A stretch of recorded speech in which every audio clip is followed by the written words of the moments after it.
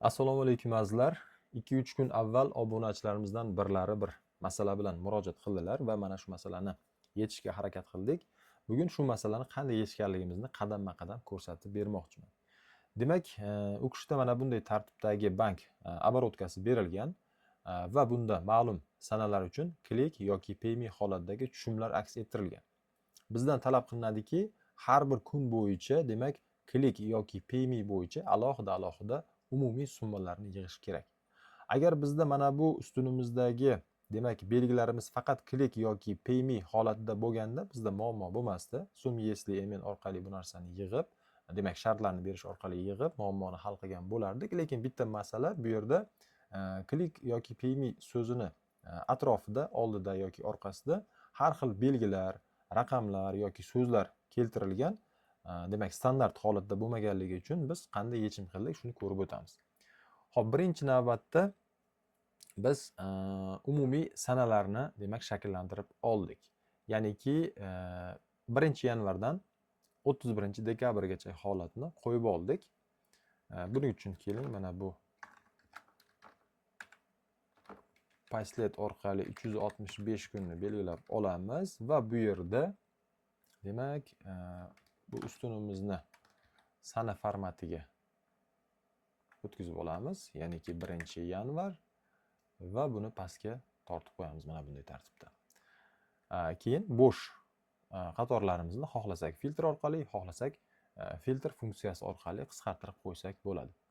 Asosiy missiyamiz bizda hozir mana shu sanalar bo'yicha klik yoki paymeni ajratish. Endi keyingi ishimiz mana bu klik so'zini olib birinchi ustunga qo'yib olamiz va paymeni ham xuddi shunday ikkinchi ustunga qo'yib olishimiz kerak. Mana bunday tartibda. Ya'ni shart sifatida bizga bu narsa kerak bo'ladi. Xo'p, endi funksiyamizni qo'llashni boshlaymiz. Odatdagi funksiyamiz, demak, sum yesli emen funksiyasi. Demak, biz qaysi ustunni yig'indi shaklida ko'rishimiz kerak?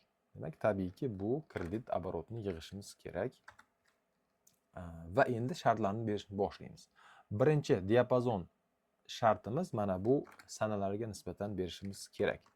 Va bu yerda sana bilan sanani solishtiramiz va keyingi ishimiz mana bu umumiy, demak, klik yoki payme so'zlar ishtirok etgan ustunimiz. Va bunda biz endi bu nostandart bo'lganligi uchun endi bitta qo'shimcha, demak, belgidan foydalanishimiz kerak bo'ladi. Bunda bizga, demak, mana bu yulduzcha belgisi yordamga keladi va bu yerda ampersand orqali klikni bog'laymiz, yana ampersand va yana yulduzchani mana bunday tartibda yozib qo'yishimiz kerak. Buni umumiy ma'nosi nima? Ya'niki mana shu qatorlar ichidagi, ya'ni mana bu masalan yacheyka ichidagi klik so'zini o'ziga e'tibor qaratadi va undan oldingi va keyingi belgilarni bu narsa, demak, rad etadi, ignor qilib yuboradi. Faqatgina klik bilan solishtirib, kligi bor, demak, qatorlarni yig'indisini bizga hisoblash uchun mana shu belgi yordam beryapti.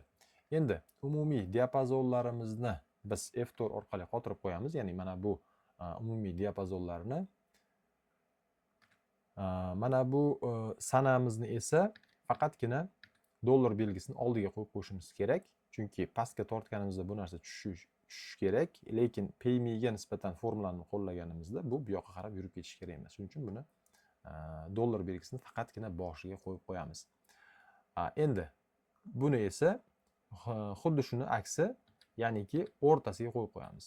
Ya'ni formulani pastga tortganimizda bu narsa pastga tushib ketmasin, lekin o'ngga yoki chapga formulani tortganligimizda bu narsa yurishi uchun, formula ya'ni tatbiq bo'lishi uchun dollar belgisini o'rtaga olib qo'yishimiz kerak bo'ladi.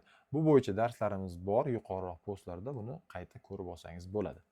Xo'p, OKni bosamiz va formulani paymega nisbatan ham tatbiq qilamiz va pastga bu narsani tortib qo'yamiz.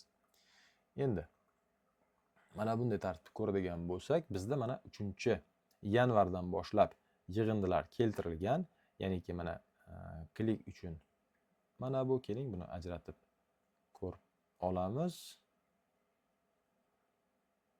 Faqat shu ekan, mana klik uchun mana bu ikkita summa, ya'ni 703.890 so'm.